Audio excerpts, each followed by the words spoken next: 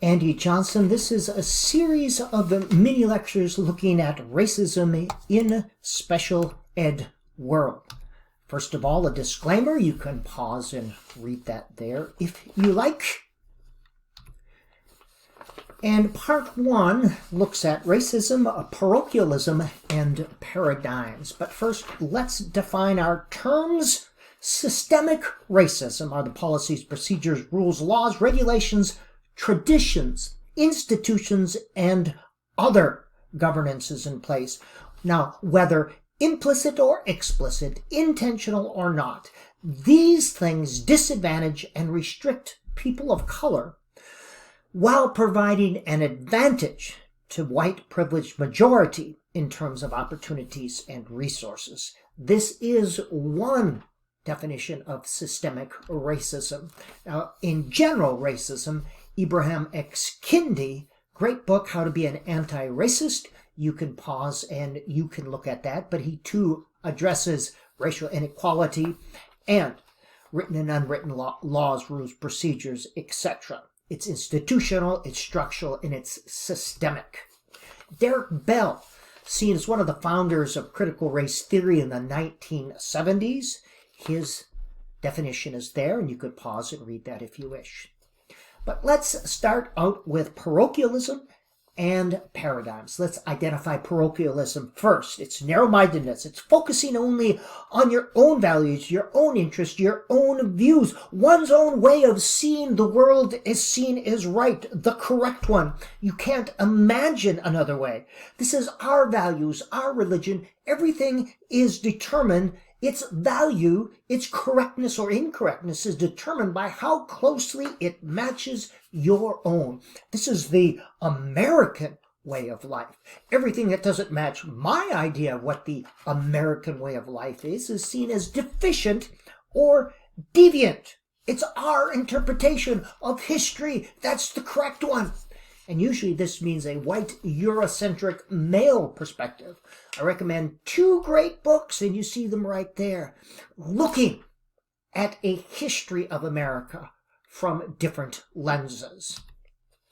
Now, a paradigm is a way of viewing reality, a way of interpreting reality. It's the beliefs and assumptions, a shared worldview by a group based on one or more theories. Now, this establishes the boundaries and the principles within a particular field, and we think of scientific paradigms. These boundaries and principles guide perception, what you see and how you see it and how you interpret it. It describes a particular view of reality, and it establishes what is real, that's called ontology, and what counts as knowledge in this paradigm. Now, a paradigm is a form of cognitive scaffolding to guide understanding and new learning. It's a mental shortcut for those in the field. However, if our paradigms, our view of reality, our principles of what is and is not become too rigid, they prevent growth. These paradigms becoming too rigid, they're too locked in, people automatically discount data and events that fall outside this paradigm, this way of viewing reality.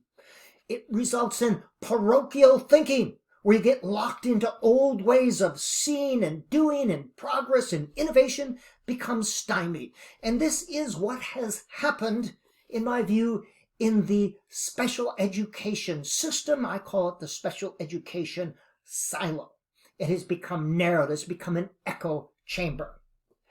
Now, paradigmatic parochialism says there is a correct view of reality. Our paradigm is the correct one.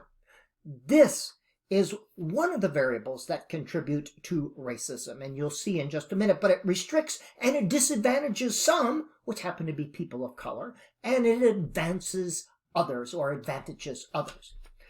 Now, the first paradigmatic parochialism in special education is the medical model of disabilities, the exclusive or the overuse of the medical model of disabilities that is used in the special education system.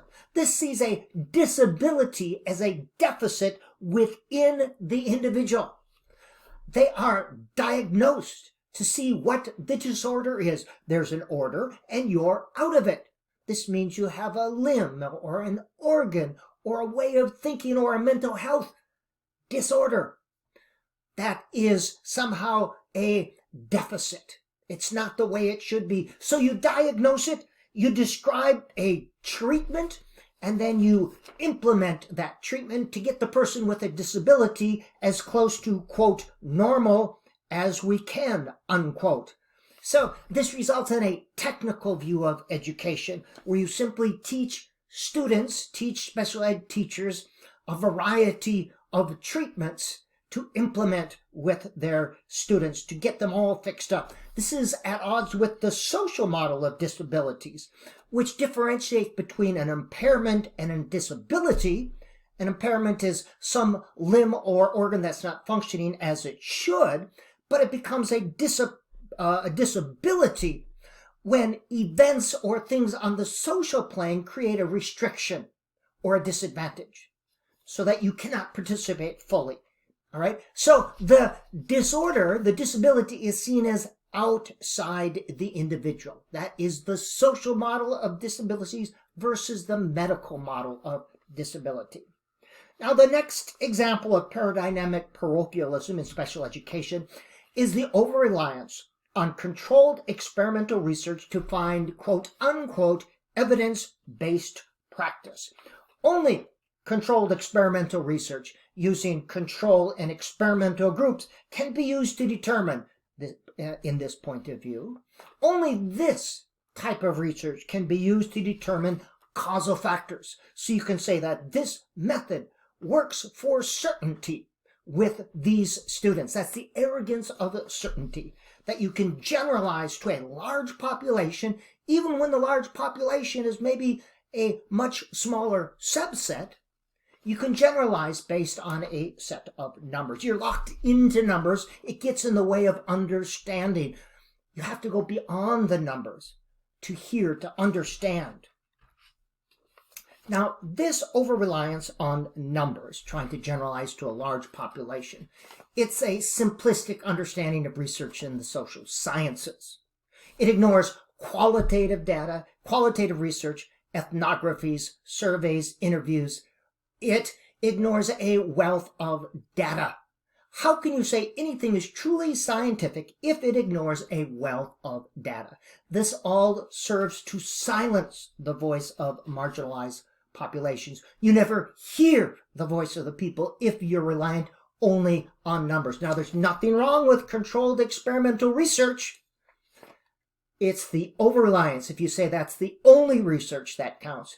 If you say the same type of research used to study bacteria in a petri dish should be used to study human beings in an education system or in the social world.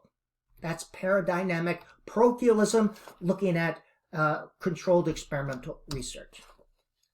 Paradigmatic parochialism, the next one, is quantifying learning, using or relying on standardized tests to determine learning, how much is learned and how little is learned. Everything is measured, becomes measured by standardized tests. Students are identified by standardized tests. Teachers are evaluated by standardized tests. If it cannot be quantified, it cannot be learned. If it was not quantified, it was not learned. And the deficiency here is that there's bias in the testing, bias based on language, based on background experiences, and other things. Paradigmatic parochialism, the next one, is the idea in special education that teaching is an algorithm. It's a recipe to follow.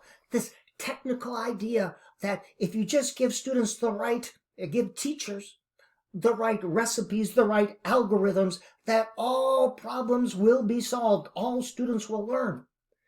That good teaching is simply a matter of buying the right program, opening it up, taking it out of the box, following the instructions with fidelity, and then making it happen, then following those directions. And if students don't learn, well, then you run them through it again, or you make them do it even harder. This idea that teaching is simply a recipe to follow. And what happens in special ed world is this over-reliance on direct instruction. Direct instruction is great for teaching low-level skills, not so great for more complex and higher levels of learning. If direct instruction is all you use, students in special education classrooms get a very low level of education.